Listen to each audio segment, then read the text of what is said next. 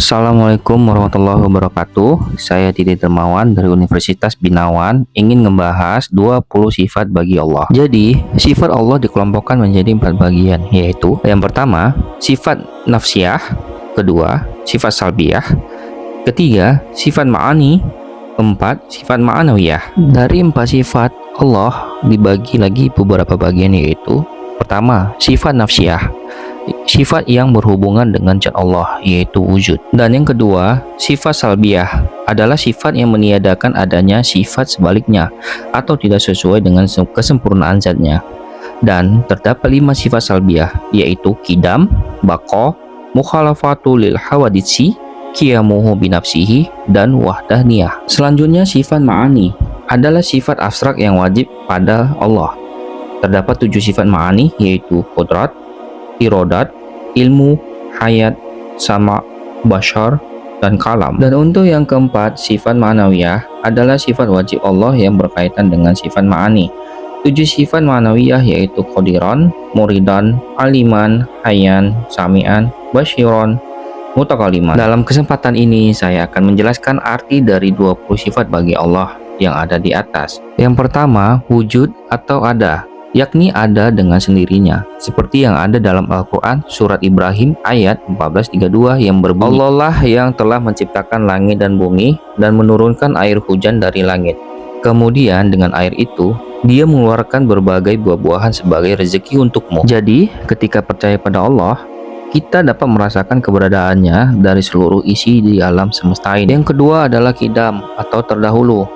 Allah itu terdahulu dan tidak didahului keberadaannya oleh sesuatu apapun, sebab dia adalah zat yang tidak ada permulaannya.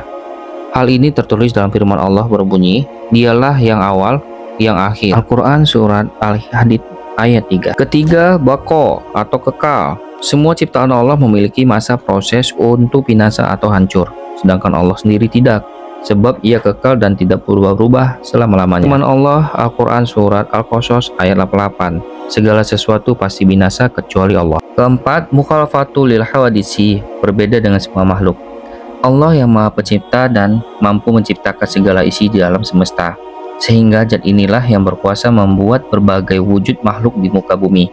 Seperti firman Allah Al-Quran surat Asy-Syura ayat 11 yang berbunyi, tidak ada sesuatu pun yang serupa dengan dia. Al-Quran surat Al-Ikhlas ayat 4, dan tidak ada sesuatu yang setara dengan dia. Selanjutnya yang kelima, qiyamuhu binafsihi, berdiri sendiri.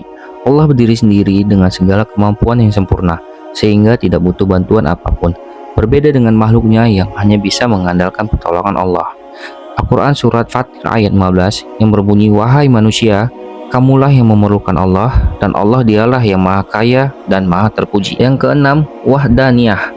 Allah itu esa atau satu, mustahil jika terdapat dua Tuhan. Apabila hal itu terjadi, maka seluruh alam semesta ini akan hancur dan terjadi malapetaka. Seandainya pada keduanya di langit dan bumi ada Tuhan selain Allah, tentu keduanya telah binasa. Al-Quran surat Al-Anbiya ayat 22. Yang ketujuh, qudrat atau berkuasa, yaitu terhitung terbukti-bukti dari kekuasaan Allah dan tidak ada yang mampu menandinginya. Mulai dari manusia sejak zaman kenabian sampai saat ini, miliaran lebih benda-benda langit dan banyak lagi. Al-Quran surat Al-Maidah ayat 120, milik Allah kerajaan langit dan bumi dan apa yang ada di dalamnya, dan dia maha kuasa atas segala sesuatu. Yang ke-8, irodat. Allah mempunyai sifat berkehendak, sehingga apa yang dikehendakinya mutlak dari Allah dan tidak ada satupun yang bisa menghalangi atau melarangnya. Sesungguhnya urusannya apabila dia menghendaki sesuatu, dia hanya berkata kepadanya, jadilah, maka jadilah sesuatu. Al-Quran surat Yasin ayat 82. 9. Ilmu atau mengetahui. Manusia perlu belajar supaya mendapat pengetahuan dan ilmu, tapi tidak dengan Allah, karena dia yang maha mengetahui segalanya apapun yang terjadi di langit dan bumi. Seperti firman Allah Al-Quran surat Al-Mujadalah ayat 7, sesungguhnya Allah maha mengetahui segala sesuatu. 10. Hayat. Allah Ta'ala adalah maha hidup, sebab hanya dia yang kekal dan abadi. Allah jugalah yang mampu menghidupkan segala sesuatunya. Tanpa didahului olehnya, tentu tidak akan ada kehidupan seperti saat ini. Al-Quran surat Ghafir ayat 65 yang berbunyi, dialah yang hidup kekal, tidak ada Tuhan selain dia, maka sembahlah dia dengan tulus dan ikhlas beragama kepadanya. 11. Sama atau mendengar Apapun suara yang diucapkan makhluknya, hanya Allah sebaik-baiknya maha mendengar. Meski itu tanpa suara dialah yang maha mengetahuinya. Al-Quran Surah Al-Baqarah ayat 127. Ya Allah, terimalah amal kami. Sungguh, Engkaulah yang maha mendengar dan maha mengetahui. Ke-12, Bashar atau melihat. Segala sesuatu hal yang kecil, besar, bahkan tersembunyi, semua itu dapat terlihat jelas oleh Allah tanpa perlu alat bantu apapun. Sekalipun dalam hati manusia, tak luput dari penglihatan Allah. Al-Quran Surat Al-Maidah ayat 71 yang berbunyi, dan Allah maha melihat apa yang mereka kerjakan. Yang ke-13, kalam, berkata-kata atau berfirman, yaitu tidak seperti manusia yang perlu belajar terlebih dahulu untuk bisa berkata sesuatu.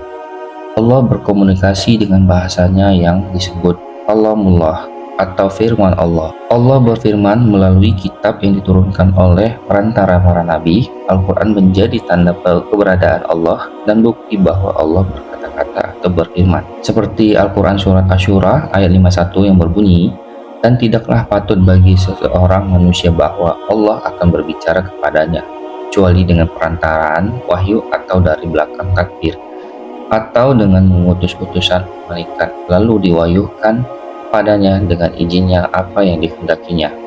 Sungguh dia maha tinggi dan maha bijaksana. 14. Qadiron atau maha kuasa, yaitu Allah adalah zat paling berkuasa di seluruh alam semesta.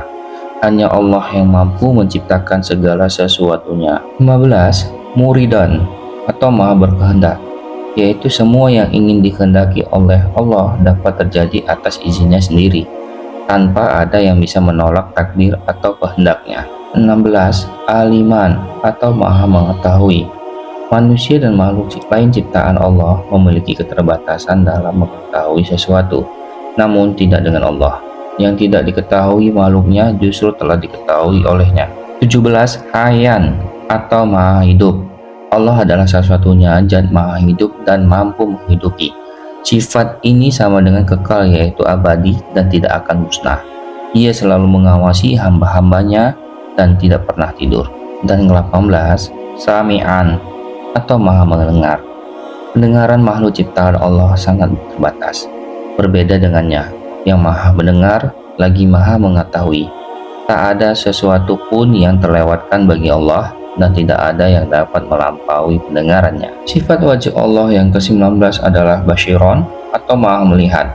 Hanya Allah yang mampu melihat dan mengawasi berbagai keadaan setiap umat dan seluruh alam semesta.